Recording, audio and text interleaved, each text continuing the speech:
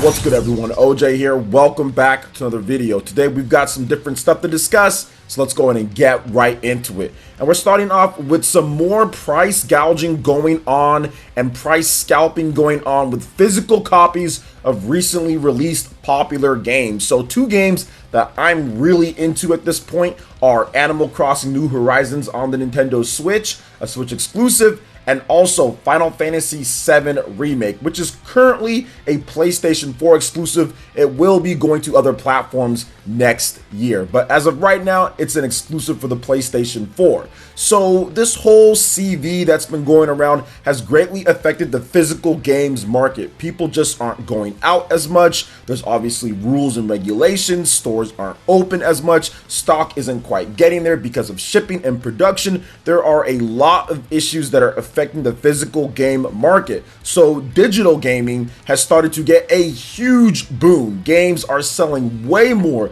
across the PSN, Xbox Live, and also Nintendo Switch eShop. We're seeing eShop sales all over the place and games selling huge on there. Not necessarily because people want to, it's just because people are bunkered in at home and sometimes can't go get physical copies, which is fine. It is what it is there. However, there's some more issues with this. Now, on Amazon.com, the best-selling game is actually Animal Crossing New Horizons, and up until just a bit ago, as I was tracking everything, the physical edition was the best-selling one, but now the digital edition has actually surpassed the physical edition as the best-selling game. So Animal Crossing New Horizons is selling obviously amazing, but the digital sales at this point are probably through the roof, because the game was already doing crazy numbers digitally when it came down to it. Now we're seeing this price scalping and this lack of copies that are kind of going around and people just not picking them up, which has boosted Animal Crossing.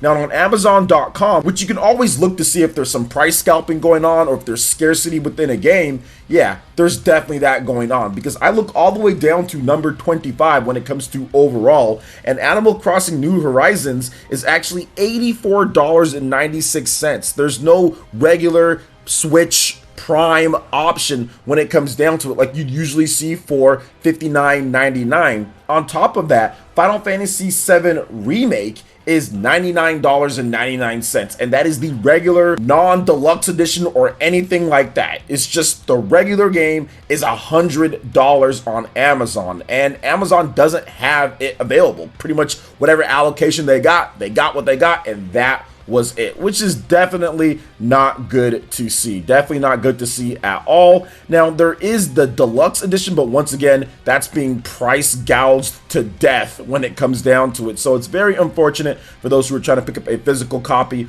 of the game and get it shipped, because there still are some other games that you can purchase physical out there and that Amazon is still shipping with Amazon Prime, but Animal Crossing is just one of those games getting price gouged to death as well. That game has actually went up to $84.96. So just letting you guys know that it might be some time before we see things go back to normal when it comes to the physical games industry, and digital right now is just taking off, which is good and bad. It's good because it's pretty cool to be able to just play your games anytime, don't have to worry about the disc at all. You can just go ahead and pop it in and play. If you have somebody else, you can do game sharing. It's actually pretty cool, some of the stuff that you can do with digital gaming. However, at the same time, let's talk about physical ownership. Let's talk about being able to sell your games. Let's talk about making sure that you can lend a game to a friend if you need to lend a game to that person or somebody else in the house normally. So I do think that there are advantages and disadvantages to digital and physical in terms of what they can do, and I think they work well together when they're both available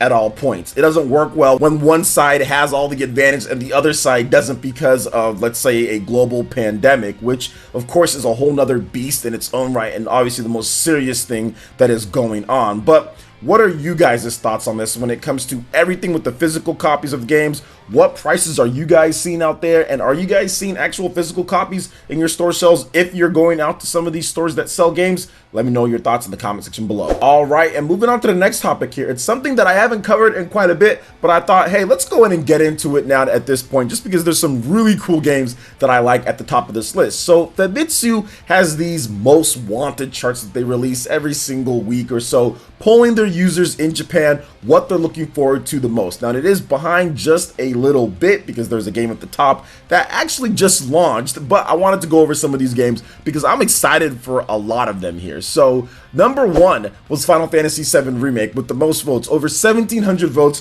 for that game. I've been playing it and it is amazing and it's definitely living up to that hype. Number two is a game that I definitely need to cover more, and I need to just do a bit more research and talk about it in my own video because I don't think I've covered it really too much outside of a live stream, and that is Tales of Arise. That is the new Tales of game that's kind of went dark and silent like for the past year or whatever the case is. I don't know, it's been a while since we've heard anything about this game. It has a really cool new broad art style and it's looking phenomenal from Bandai Namco, but we just need to know a little bit more information about it. It is slated to come out 2020. I don't know exactly when they said, if it was spring or if it was summer or whatever the case is, but I think it just had a 2020 release. So we'll see more about that maybe this year or not. We'll just have to wait. Next up, number three is The Legend of Zelda Breath of the Wild 2, and that actually moved up from where it was. People getting hyped and excited for Breath of the Wild. And one more thing here, Tales of Arise had 692 votes, while Breath of the Wild had 530 votes. And after that is a game that makes me very happy, and that is Trials of Mana on the PlayStation 4 with 432 votes. If you go down a few spots down or so, number 11 on the Nintendo Switch with 251 votes. Now after that, we've got another game that I'm very excited for that I think is coming in 2020, and that is Bayonetta 3 on the Nintendo Switch with 410 votes. Very good to see Bayonetta up in the top 5 as well, and maybe a surprise.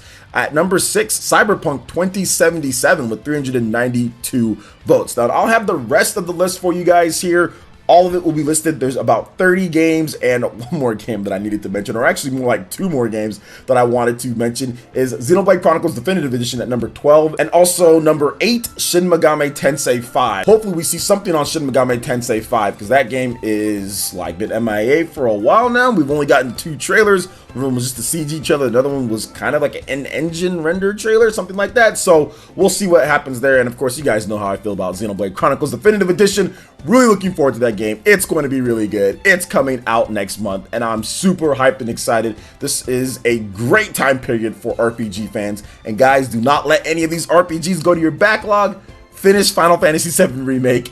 Once Trials of Mana comes out, and if you get it, finish that game. And then once Xenoblade Chronicles Definitive Edition comes out, finish that one. I'm going to make sure that I beat all my games at this point. That's what I need to do. Otherwise, I'm going to be in big trouble with my backlog with these awesome games coming out or already out with Final Fantasy VII Remake. So what are you guys' thoughts with all these games here, and what are you looking forward to the most from this list? Let me know in the comment section below. All right, guys, moving on to the final topic here. Nintendo has talked about Joy-Con cleaning and what you should use in order to clean your Joy-Cons. A lot of people are at home using their Joy-Cons maybe more than what they would have used them. Maybe they're getting a little dirty because they're eating Cheetos and then playing a game. And Nintendo has issued a warning in terms of what you should use to clean your Joy-Cons. Now, according to Kotaku, this was a Japanese customer support Twitter page post, and here's what Nintendo had to say when it comes to cleaning your Joy-Cons. Recently, customers have been asking whether they can disinfect the Nintendo Switch consoles and Joy-Cons with alcohol.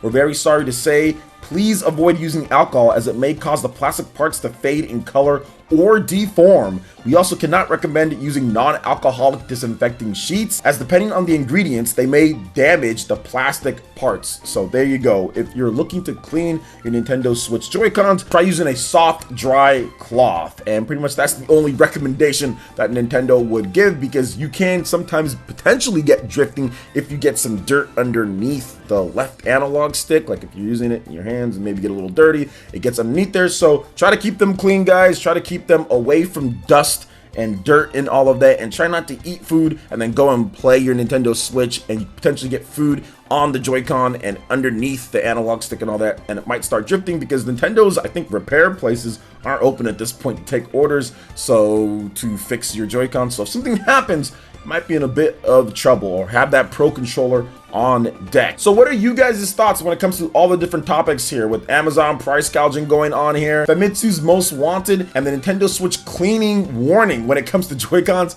I'd love to hear your thoughts in the comment section below. All right, guys, that wraps it up for this video here. Check out the link in the description. We've got Twitter. Go ahead and follow us on there. Stay up to date on all latest gaming news and information. Also, make sure you like, comment, and subscribe, and share this video if you can. Thank you guys so much for watching, and we'll catch you for the next one. Peace.